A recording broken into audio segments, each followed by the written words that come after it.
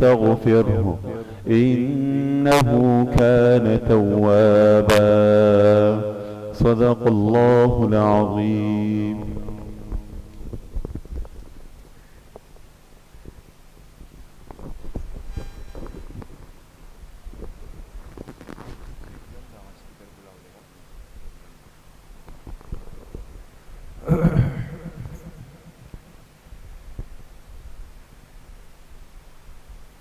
بسم الله الرحمن الرحيم.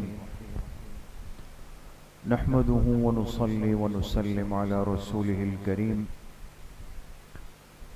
أما بعد فأعوذ بالله من الشيطان الرجيم. بسم الله الرحمن الرحيم. وما أمروا إلا ليعبدوا الله مخلصين له الدين. وقال رسول الله صلى الله عليه وسلم انما الاعمال بالنیات وانما لكل امرئ ما نوى. صدق الله وصدق رسوله النبي الكريم.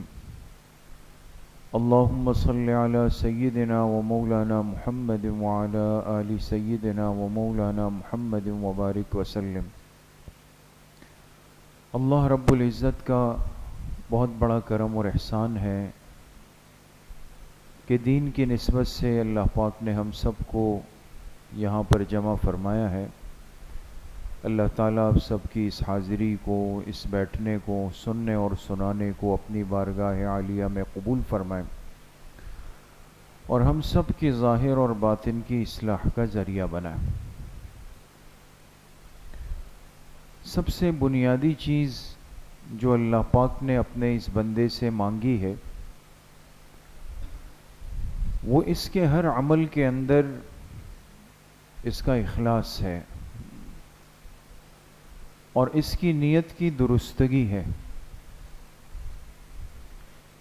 اسی لیے علماء نے لکھا ہے کہ اگر ایک بندہ بہت چھوٹا سا عمل ہو نیکی کا لیکن اس میں نیت درست ہو تو اس کا اجر اللہ پاک اتنا بڑھا دیتے ہیں کہ انسان سوچ بھی نہیں سکتا. اور اگر ایک عمل بہت بڑا ہو نیکی کا لیکن نیت کے اندر اخلاص کے بجائے فساد آ جائے، دکھاوا آ جائے، ریا آ جائے، سمعہ آ جائے، تو اجر تو اپنی جگہ یہی عمل جو کسی ریاکاری کے جذبے کے ساتھ کر لیا یہ عمل انسان کی پکڑ کا باعث بن جائے گا. اس لیے میرے عزیزوں، دوستوں، بزرگوں اور عزیز طلبہ، آج کی زندگی میں اعمال کا موقع کم نہیں، نیکی کا موقع ہمارے پاس کم نہیں، بہت زیادہ ہے. اور ایسا بھی نہیں کہ یہ امت بالکل عمل سے کٹ چکی ہے، عمل کا موقع بھی ملتا ہے، عمل کو ہم کر بھی گزرتے ہیں. لیکن جو اصل مطلوب ہے، جو اصل مقصود ہے کہ وہ عمل اخلاص کے ساتھ ہو، اس میں میری نیت صاف ہو، وہ ریاکاری سے محفوظ ہو، اس کے لیے بہت زیادہ فکر مند ہونے کی ضرورت ہے. اسی لیے ہمارے اساتذہ فرمایا کرتے تھے چونکہ نئے سال کا آغاز ہے، طلبہ اپنا نیا تعلیمی سال بھی شروع کر رہے ہیں مدارس کے اندر. اب ایک بندہ ایک سال علم حاصل کر لے، جب نیا سال آئے گا تو گویا کہ وہ ترقی کر گیا، اوپر کے درجے میں چلا گیا، بڑی کلاس میں چلا گیا. اب علم کے اندر تو اضافہ ہوا اس لیے کہ سال آگے بڑھ گیا، لیکن اس کے ساتھ ساتھ چونکہ علم اللہ کے خزانوں کی بہت بڑی نعمت ہے، شیطان اتنا زیادہ اس کے پیچھے لگ جاتا ہے، اس کی اس طالب علمی کو خراب کر دے، اس کے اس اتنے بڑے عمل کے اندر کوئی فساد ڈال دے، اس کے نیت کے اندر فتور ڈال دے، اس کے اندر عجب پیدا کر دے، تکبر پیدا کر دے. اسی لیے فرمایا کہ جو نیا طالب علم آئے، وہ تصحیح نیت کر لے، اور جو پرانا طالب علم ہو یہ تجدید نیت کر لے۔ بات سمجھ میں آ رہی ہے دوست؟ ایک لفظ ہے تصحیح۔ تصحیح کے معنی کیا آتے ہیں؟ صحیح کرنے کے، صحیح کرنا، ایک کام کو صحیح کرنا۔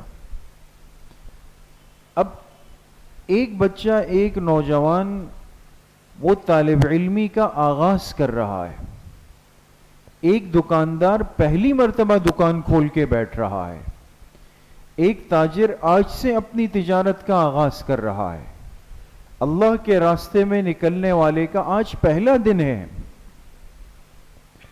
کسی بھی خیر کے کام کے کرنے والے کا ابتدائی وقت ہے۔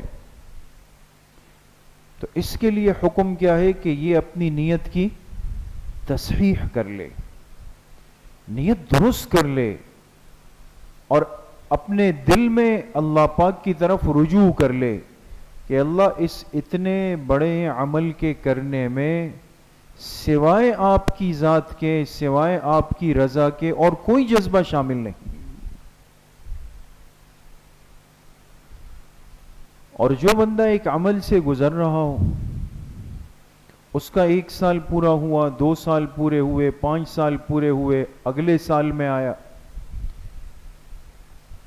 جو پہلے سے دعوت کے کام میں جڑا ہوا ہے وہ مزید وقت لگا رہا ہے، تاجر کا 1 سال پورا ہوا، وہ اپنے نئے سال کا آغاز کر رہا ہے۔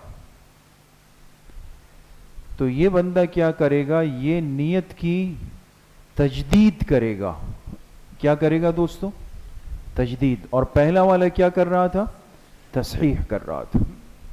وہ تو نیت کو درست کر رہا تھا اس لیے کہ شروع کرنے والا ہے۔ دوسرا والا اپنی نیت کی تجدید کرے گا، یہ اس کو تازہ کرے گا، چونکہ نیت تو پہلے سے کر چکا ہے، لیکن بیچ بیچ کے اندر اپنے دل کی کیفیات کو ٹٹولتا رہے، اس کو جانچتا رہے، اس لیے کہ شیطان حملہ بننے کے لیے تیار بیٹھا ہوا ہے۔ اسی لیے حدیث پاک میں جناب نبی کریم صلی اللہ علیہ وسلم نے ارشاد فرمایا کہ یہ شیطان آ کر انسان کے دل کے اوپر بیٹھ جاتا ہے،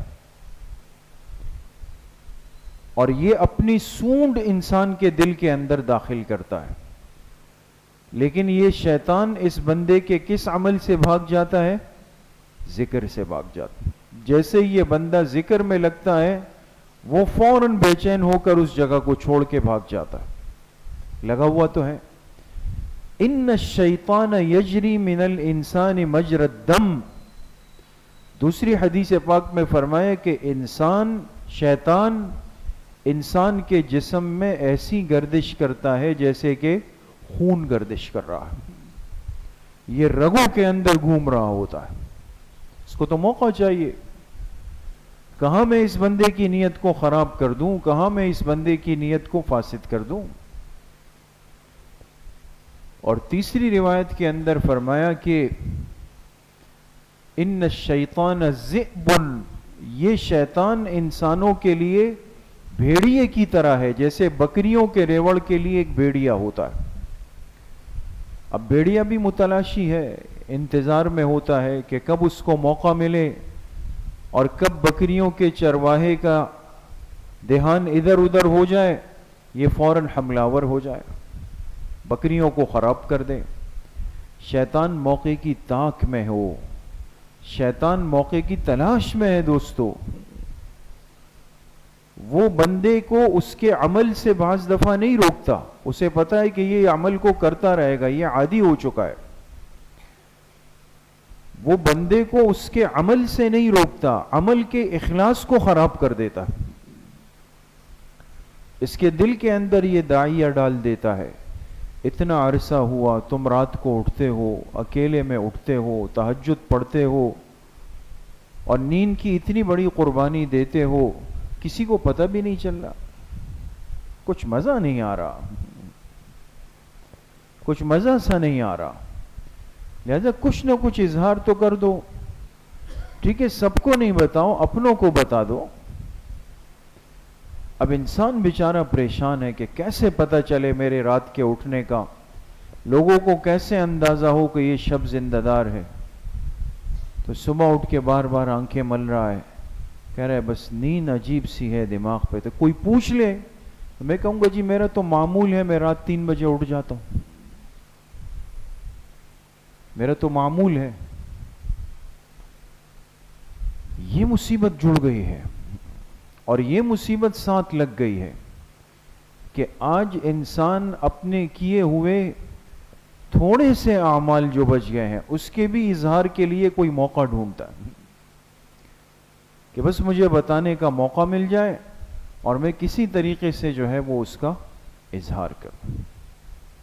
اس لیے میرے عزیزو دوستو بزرگوں، ہم جس دین کے ساتھ، دین کے کام کے ساتھ، دین کے علم کے ساتھ جڑے ہوئے ہیں، اس کا بنیادی سٹیپ اور پہلا قدم وہ اخلاص سے ہو کے گزرتا ہے.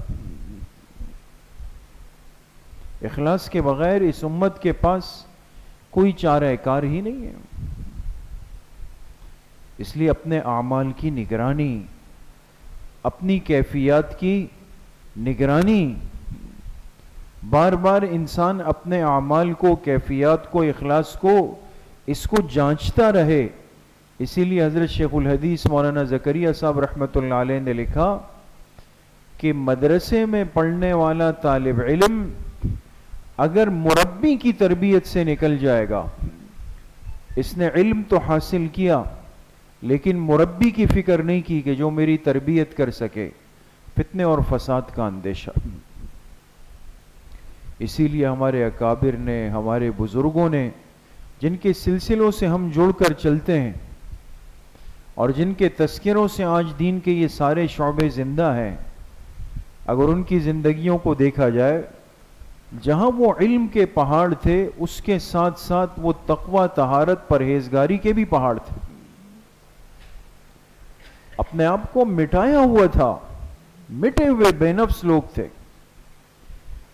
حجت الاسلام حضرت مولانا محمد قاسم نانوتوی رحمت اللہ علیہ، جو بانی دار العلوم دیوبند ہے، جن کے بارے میں ہمارے بزرگوں نے لکھا کہ آج دنیا کے اندر اہل حق کے جتنے خیر کے کام چل رہے ہیں ان سب کا فیض اور ان کا صدقہ جاریہ کن کا ہے؟ حضرت نانوتوی، حضرت گنگوہی کا.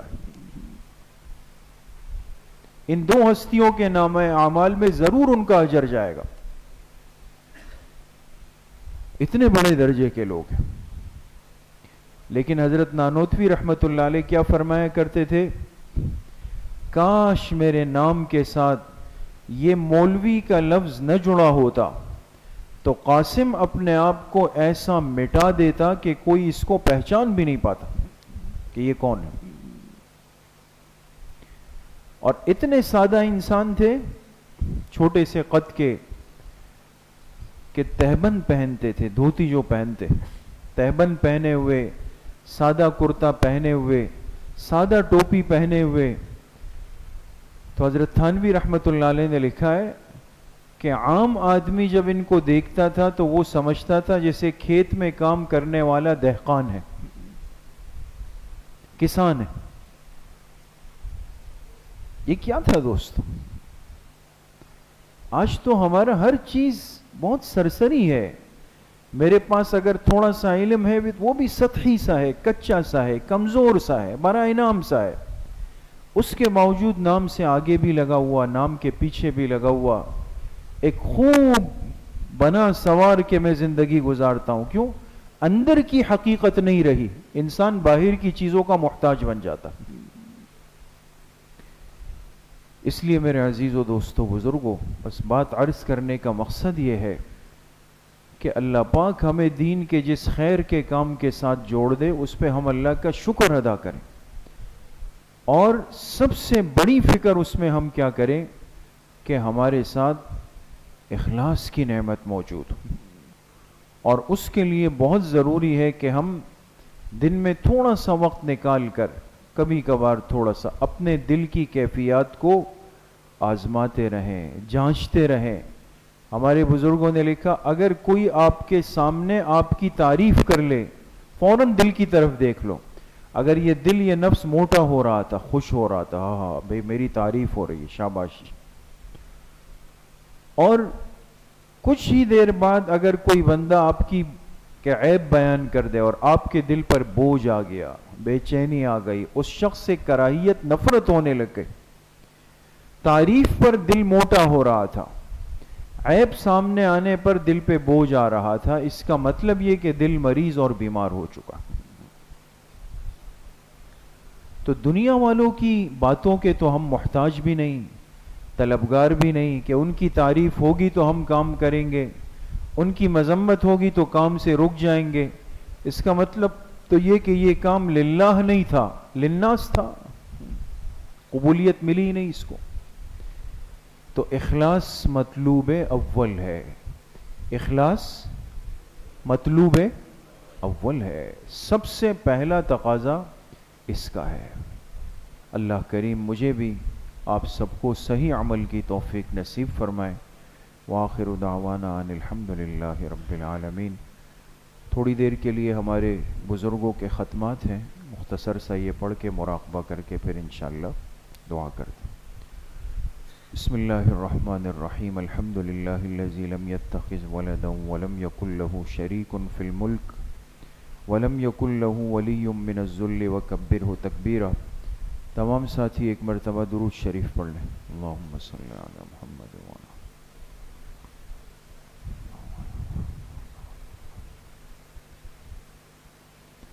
ایک مرتبہ سورہ فاتحہ پڑھ لیں. بسم اللہ الرحمن الرحیم. الحمدللہ رب العالمین الرحمن الرحیم.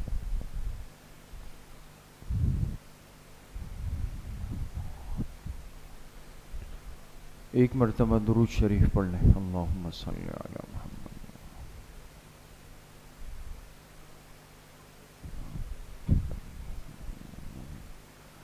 ایک مرتبہ سورہ الم نشرح پڑھ لیں. بسم اللہ الرحمن الرحیم. الم نشرح لک صدرک ووضعنا عنک وزرک الذی انقض ظہرک ورفعنا لک مع العسر یسرا ان مع العسر یسرا. ایک مرتبہ سورہ اخلاص پڑھ لیں. بسم اللہ الرحمن الرحیم. قل هو اللہ احد اللہ الصمد. ایک مرتبہ سورہ فاتحہ پڑھ لیں. بسم اللہ الرحمن الرحیم. الحمدللہ رب العالمین.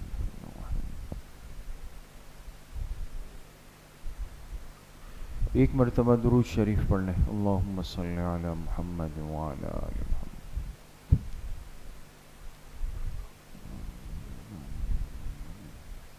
سات مرتبہ پڑھیں. اللہم یا قاضی الحاجات, اللہم یا قاضی الحاجات.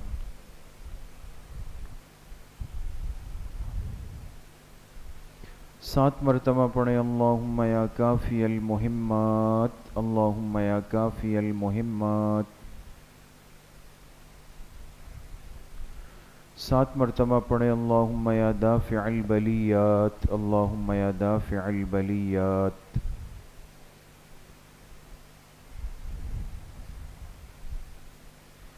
سات مرتبہ پڑھیں. اللہم یا شافی الامراض, اللہم یا شافی الامراض.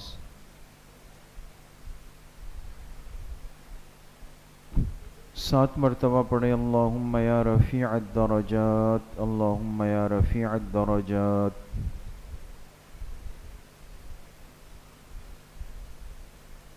سات مرتبہ پڑھیں. اللہم یا مجیب الدعوات, اللہم یا مجیب الدعوات.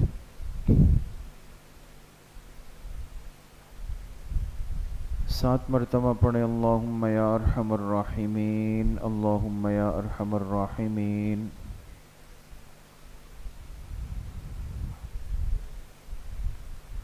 ایک مرتبہ درود شریف پڑھ لیں. اللہم صلی علی محمد وعلی.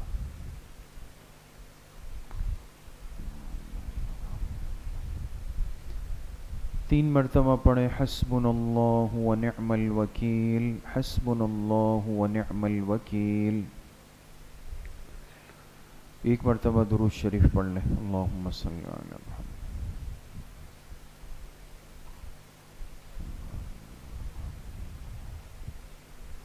3 مرتبہ پڑھیں یا خفی اللطف ادرکنی بلطفک الخفی، یا خفی اللطف ادرکنی بلطفک الخفی۔ ایک مرتبہ درود شریف پڑھ لیں، اللہم صلی علی۔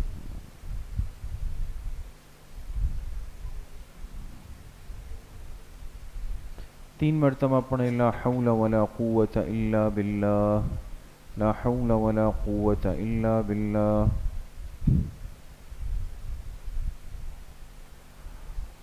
ایک مرتبہ درود شریف پڑھ لیں، اللہم صلی علی۔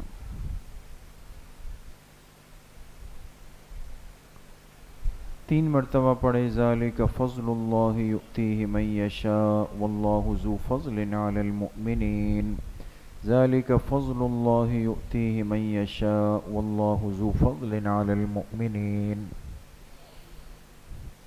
ایک مرتبہ درود شریف پڑھ لیں، اللہم صلی علی۔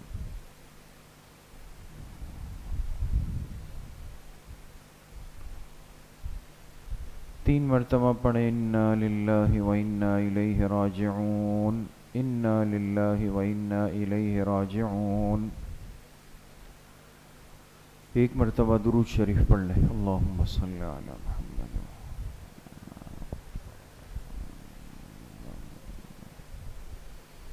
3 مرتبہ پڑھیں یا رحمن یا رحیم یا اللہ یا کریم، یا رحمن یا رحیم یا اللہ یا کریم۔ ایک مرتبہ درود شریف پڑھ لیں، اللہم صلی علی محمد۔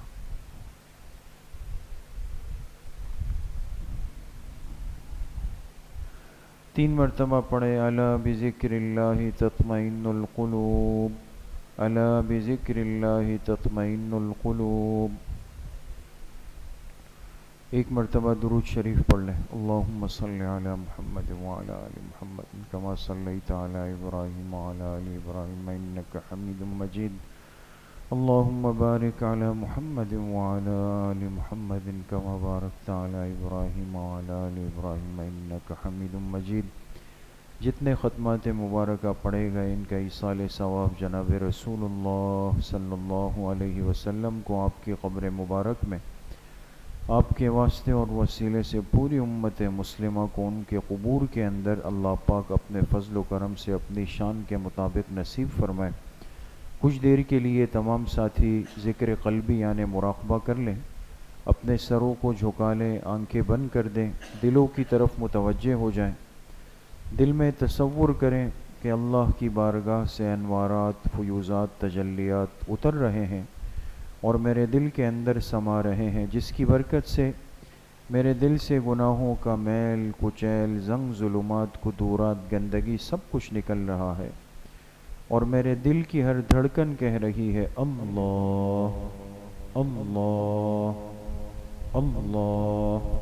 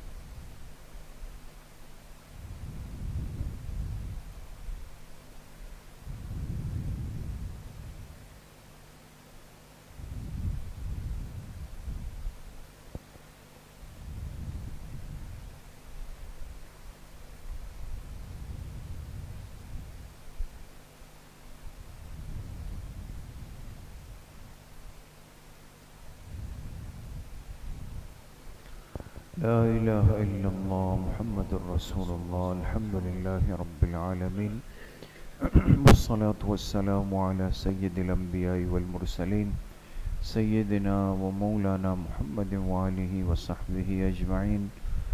یا اللہ یا ارحم الراحمین، ہمارے صغیرہ کبیرہ ظاہراً باطناً ہر طرح کے گناہوں کو معاف فرما دے۔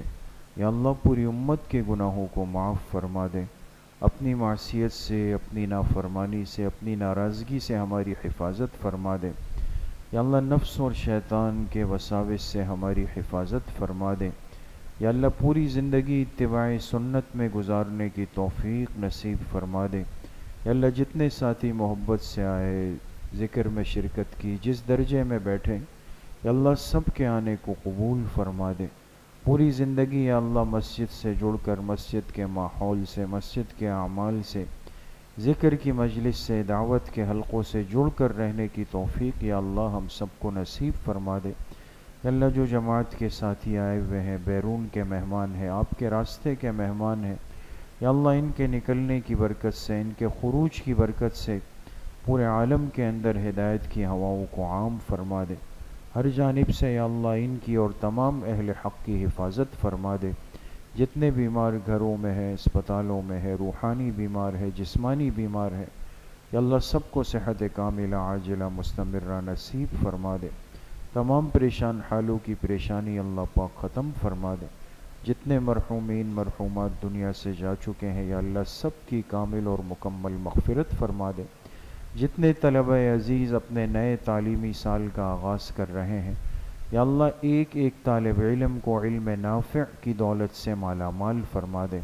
یا اللہ علم بعمل کی توفیق ہم سب کو نصیب فرما دے۔ یا اللہ عالم ربانی بن کر پوری دنیا کے اندر دین کے ہر شعبے کی محنت کے لیے ہم سب کو قبول فرما دے۔ ہم سب کا خاتمہ بالایمان و بالخیر نصیب فرما دے۔ ہماری دعاؤں کو اپنے فضل و کرم سے، فضل و رحمت سے اپنی بارگاہ میں قبول و منظور فرما دے۔ ہمارے مشفق و سرپرست حضرت مفتی صاحب نور اللہ مرقدہ، اے اللہ ان کی قبر کو جنت کا باغیچہ فرما دے۔ یا اللہ آنے والی زندگی سے پہلے اس کی خوب تیاری کی توفیق ہم سب کو نصیب فرما دے۔ وصلی اللہ وسلم علی نبینا محمد وآلہ وصحبہ اجمعین برحمتہ۔